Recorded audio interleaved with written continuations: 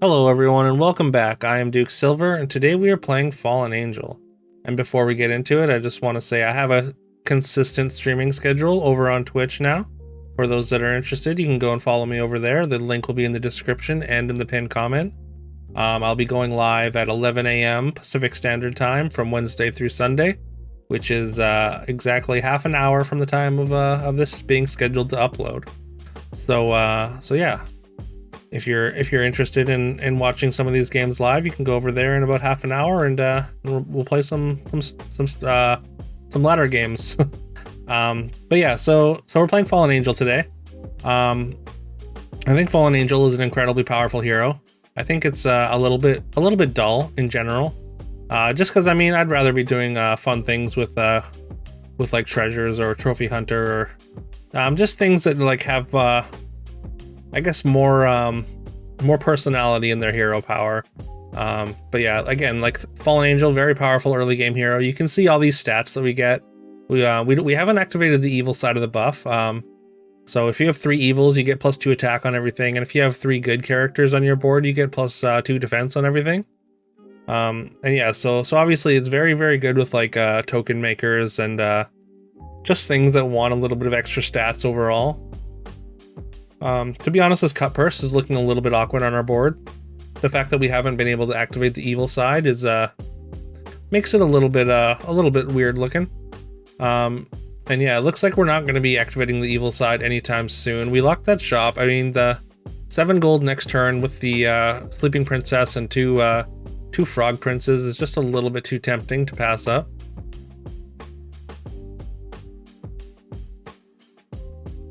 Alright, we managed to lose that one. I think with better attack order, we should have been able to take that one, but unfortunately, pretty bad combat RNG there. But we get a whole bunch of stats this turn, so can't complain too much. Yeah, with the good side of the buff and all this extra toughness, I think Stag really shines. Putting toughness on Stag, I think, is really important. It being able to survive a hit against something, I think, is again, very important. So like the higher chance it has to survive a hit and be able to attack anyways after getting targeted is makes it just that much better. Because generally if you get a stag attack early in the game, you're like pretty favored in whatever combat that is, in general anyways. Book of Heroes is interesting here, but we don't have a ton of power on the board, so I don't think I'm super interested in it in a 4.0. So we're gonna go with Noble Steed. Noble Steed is obviously just going to be better later in the game. We don't have anything to go with it right now. But we found a shop there with 2 court wizards.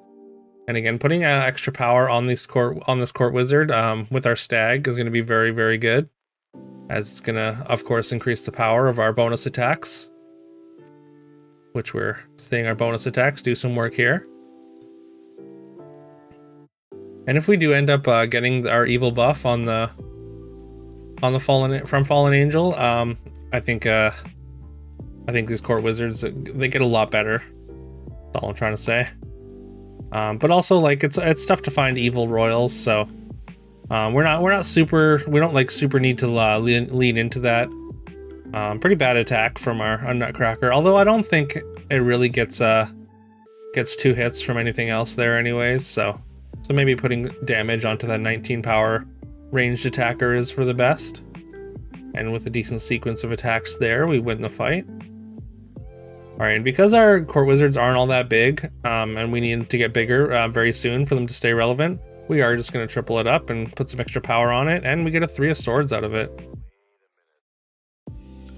None of these level 2 treasures, I think, are better than our Fountain of Youth, so I think we're just going to skip and then cast the experience.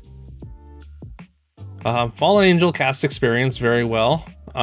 Just the fact that you have the extra inherent stats generally make it so you have a higher likelihood of winning fights. So like Wish Upon a Star I think it gets a lot better on Fallen Angel in particular.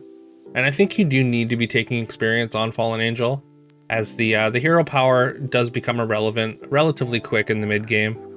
Like at this point in the game, I don't think our hero power is really doing anything.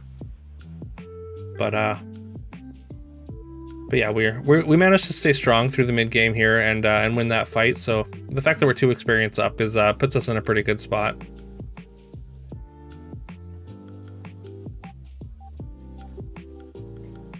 All right, at this point we're just waiting for level 6. I mean, we took the Nian.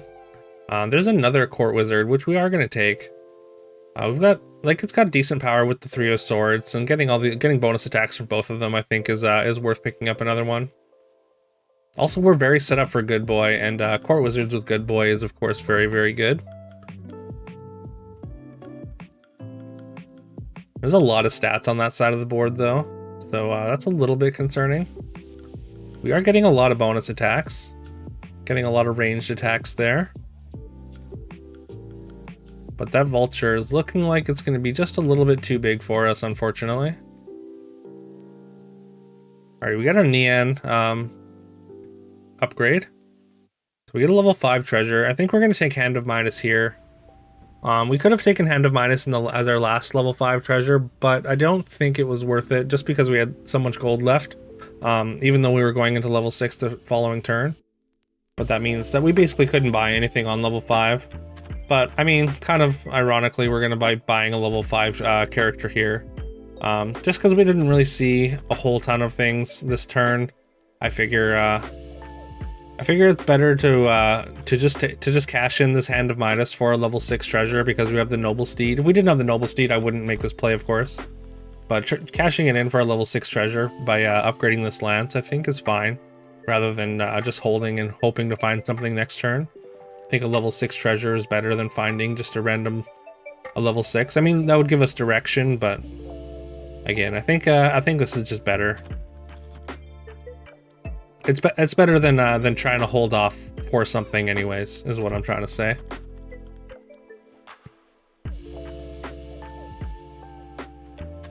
Alright, they get a big Siren Steel. And unfortunately we take a pretty big chunk of damage, down to 17 there. We are going to take this Spear. Spear is excellent with our Court Wizards. It turns them from basically about to fall off to still very relevant in just in 1 treasure. Alright, and we took an Empress P, and then we're going to take a Baba Yaga. I mean, putting stats on, it's a royal, so it's going to get get bonus attacks for the Court Wizard, and also make our backline a little bit more relevant.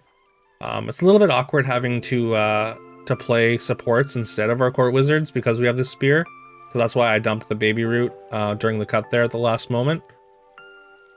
Because I mean, of course, we just want to get maximum Court Wizard value while we have this Spear. And I don't think putting these stats on the Baby Root really mattered that much, but putting them on the ranged Baba Yaga there, I think is still fine to do.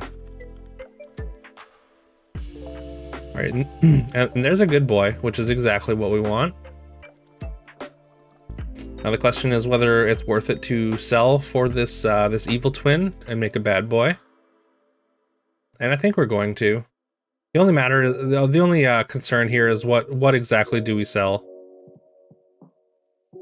And we decided to keep the pair of 2s, which is definitely a mistake. I mean, they are ranged royals, but the fact that we have Spear means that I definitely should have just cashed them out for cashed those 2s out. All right, we've come up against a Celestial Tiger who's got a lot of stats over there, as well as a Sarcophagus that's getting doubled, but thanks to our Spear stats, we do manage to survive their onslaught of laser beams, and we find another Court Wizard, and I think we're just gonna jam a full Court Wizard backline. I feel pretty good about it with this Spear. I'm very, very happy with that. All right, and we get a Hercules as well, which we're able to sell and play this turn, which is fantastic.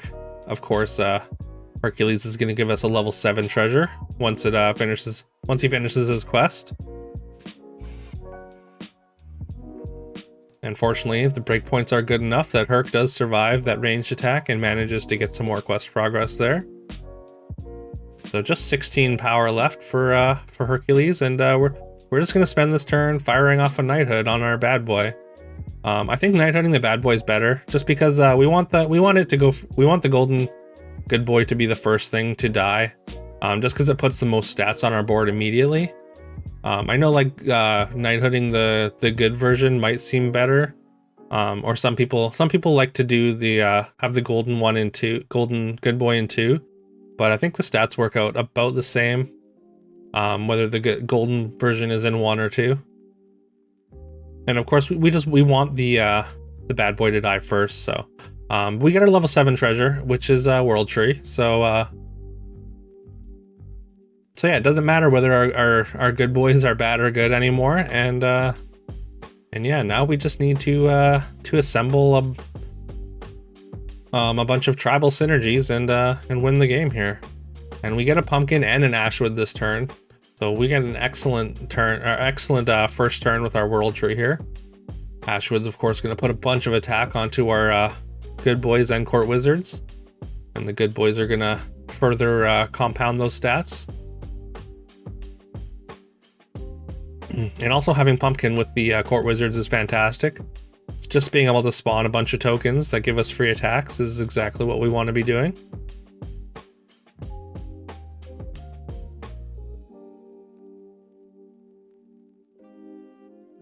Fortunately, our court wizard manages to dodge the sarcophagus until the very end.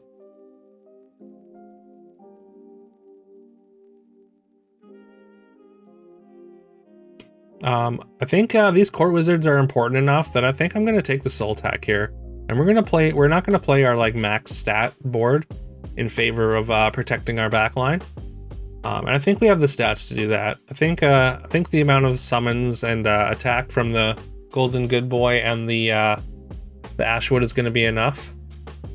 We did at first we kind of postured like we were gonna play the pumpkin in the back with and cut a court wizard, but I figured getting the most out of the court wizard value, or getting the most value out of our court wizards, was the best play there. And I think it worked out pretty well here. We're gonna get our 3 bonus attacks and just clear out their board and deal them a full board worth of damage.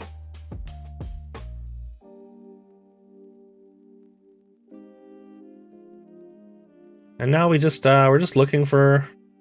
We would love a TLK or a shard of the Ice Queen. Shard for Herc and TLK for Lancelot would be fantastic.